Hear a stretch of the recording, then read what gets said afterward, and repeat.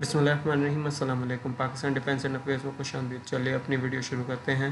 दोस्तों, इस वीडियो में हम डिस्कस करेंगे यूएई के शहर अबू धाबी में दो डिफेंस एग्जीबिशंस मुनक्किद की गई थी जिनका नाम आईडेक्स और नेवडेक्स 2023 है। दोस्तों, इन डिफेंस एग्जीबिशंस में कई ममालिक की डिफेंस फर्म्स ने हिस्सा लिया, जिनमें से कई पाकिस्तानी फर्म्स ने भी इस डिफेंस एग्जीबिशन में हिस्सा लिया और अपने प्रोडक्ट्स शोकेस किए। जिनमें से जिस वेपन सिस्टम के बारे में आज हम इस वीडियो में डिस्कस करेंगे वो पाकिस्तान की डिफेंस फर्म गिट्स के पेवेलियन पर शोकेस किया गया था। उसका नाम है Taimur air launch cruise missile. इस मिसाइल की बात की जाए तो ये सबसे पहले IDS 2022 के मौके पर पेश किया गया था, लेकिन उस मौके पर इसकी कई सारी स्पेसिफिकेशन सामने नहीं आई थी जो कि अब आईडेक्स 2023 के मौके पर सामने आई हैं। अब अगर इसके डिज़ाइन पे अगर हम गौर करें तो ये बहुत ज़्यादा मुमासलत रखता है पाकिस्तान के RAT-2 नामी क्रूज़ मिसाइल से, जो कि पाकिस्तान बहुत मरतबा टेस्ट कर चुका है। और अगर आप इसके डिज़ाइन पर, जैसे ये तस्वीर आपके सामने आ रही है, इस पर गौर करेंगे तो इसका इनलेट और इसके डाइहेड्रल डिज़ाइन के विंग्स और इसकी एक्स शेप टेल जो हैं वो बिल्कुल उसी डिज़ाइन की हैं जैसे RAT-2 में यूज़ की गई हैं। उसके अलावा आपको बताते चलें कि ये मिसाइल डाइहेड्रल विंग्स कॉन्फ़िगरेशन में आता है, जिसकी एग्जांपल एक AGM-158C मिसाइल भी है। और बेसिकली डायहेड्रल विंग्स कॉन्फ़िगरेशन का मतलब ये है कि मिसाइल के फ्यूज़लेज के बीनीथ से उसके विंग्स एक्सपेंड करें अपॉन लॉन्च। और दूसरी जो विंग कॉन्फ़िगरेशन होती है वो एनहेड्रल विंग्स कॉन्फ़िगरेशन होती है, जैसा कि आपको स्टॉर्म क्रूज़ मिसाइल स्क्रीन पर दिखाई दे रहा है। इसके फ्यूज़लेज के अबव से अपॉन लॉन्च होने के बाद इसके विंग्स खुलते हैं, यानी एक्सपेंड करते हैं। और बेसिकली इस डिज़ाइन के बहुत सारे क्रूज़ मिसाइल्स मार्केट में प्रेजेंट हैं, जैसे फ्रांस का जो है स्टॉर्म शैडो क्रूज़ मिसाइल है जो कि इंडिया ने भी प्रोक्योर किया है। और उसके अलावा यूनाइटेड स्टेट्स का AGM-86 और AGM-158C क्रूज़ मिसाइल है। और ये जर्मनी का KEPD 350 क्रूज़ मिसाइल है। तो ये वो मिसाइल्स हैं जिनका डिज़ाइन बहुत सिमिलैरिटी रखता है तैमूर क्रूज़ मिसाइल या पाकिस्तान के RAT-2 क्रूज़ मिसाइल से। अब बात कर लेते हैं इस मिसाइल की कुछ स्पेसिफिकेशंस के बारे में। तो इसका टोटल वज़न जो है वो है 1200 किलोग्राम से कुछ कम। इसका लॉन्च अल्टीट्यूड जो है वो 2000 से 25,000 फीट है और इसका क्रूज़ अल्टीट्यूड 500 से 20,000 फीट है। उसके अलावा अगर बात करें तो इसकी मैक्सिमम रेंज एक्सपोर्ट मार्केट के लिए 290 किलोमीटर है, जो कि मिसाइल टेक्नोलॉजी कंट्रोल रेजिम के रूल्स एंड रेगुलेशंस के मुताबिक है। ये मल्टीपल टाइप के वार्डर्स अपने साथ कैरी कर सकता है, जिसमें ब्लास्ट फ्रेगमेंटेशन और प्री फ्रेगमेंटेशन शामिल है। उसके अलावा अगर बात करें तो इसकी मैक्सिमम स्पीड जो है 0.7 से 0.8 मैक तक है, जिसमें इसकी टर्मिनल स्पीड 0.8 मैक तक है। उसके अलावा अब आप इसके डिज़ाइन पर गौर करें तो ये एक बहुत ही लो ऑब्जर्वेबल डिज़ाइन का मिसाइल है, यानी इस मिसाइल का RCS बहुत कम है। और डिफेंस एक्सपर्ट्स के अगर माने तो इसका RCS as low as 0.5 meter square तक है, जिसकी वजह से ये रेडार में बहुत ही छोटा नज़र आता है और इसको डिटेक्ट करने में बहुत ही एनिमी एयर डिफेंस सिस्टम्स को परेशानी हो सकती है। उसके अलावा दीगर डिफेंस एक्सपर्ट्स ने पॉइंट आउट किया है कि जो पाकिस्तान एयरफोर्स इस मिसाइल का वर्जन इस्तेमाल करेगी उसकी मैक्सिमम रेंज 1200 किलोमीटर तक होगी, जो कि बहुत ही एक हाई रेंज है, जो कि पाकिस्तान को एक स्ट्रेटेजिक एज फराहम करेगी। इसके अलावा अगर बात की जाए तो IDS 2022 के मौके पर इस मिसाइल को JF-17 के एक स्केल मॉडल के साथ भी अटैच दिखाया था, जो कि इस पॉसिबिलिटी की तरफ पॉइंट आउट करता है कि फ्यूचर में ये मिसाइल JF-17 थंडर के साथ इंटीग्रेट किया जा सकता है। और ये JF-17 के वेपन पैकेज में एक शानदार इजाफा होगा और JF-17 की सलाहियतों में कई गुना इजाफा कर देगा। और बेसिक इससे कबल इस मिसाइल को खाली पाकिस्तान के मिराज एयरक्राफ्ट के साथ इंटीग्रेट किया गया था, यानी इस मिसाइल को खाली पाकिस्तान के मिराज एयरक्राफ्ट ही डिलीवर कर सकते थे इसके टारगेट तक।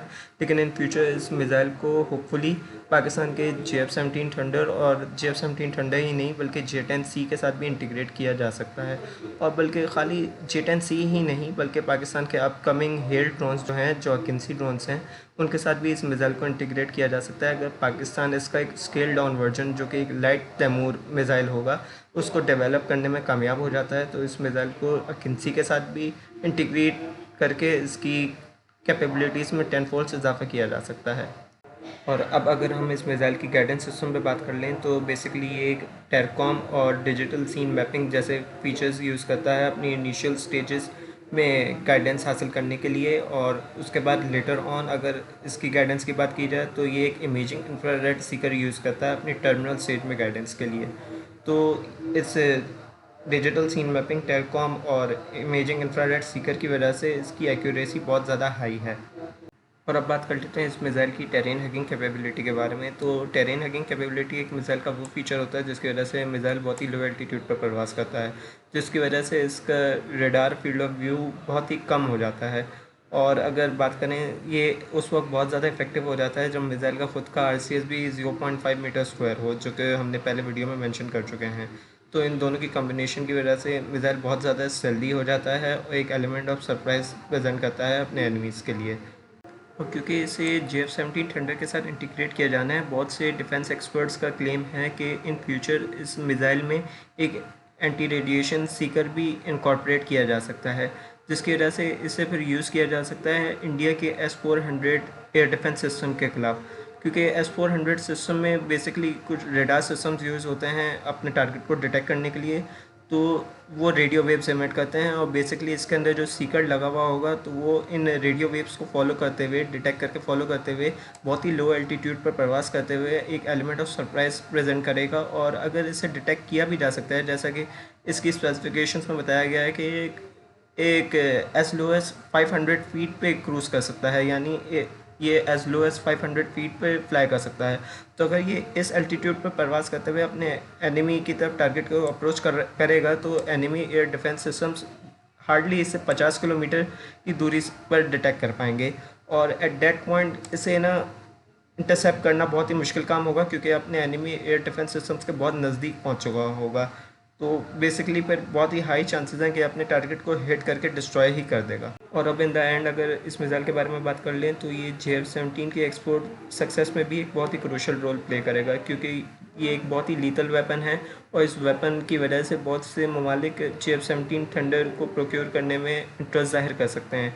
बेसिकली ऐसा कोई ज़रूरी बात तो नहीं है कि एक प्लेटफॉर्म के बगैर आप मिसाइल एक्सपोर्ट नहीं कर सकते, लेकिन JF-17 थंडर ब्लॉक 3 की वजह से आप इस मिसाइल की कैपेबिलिटीज़ को डेमोन्स्ट्रेट बहुत अच्छी तरह कर सकते हैं।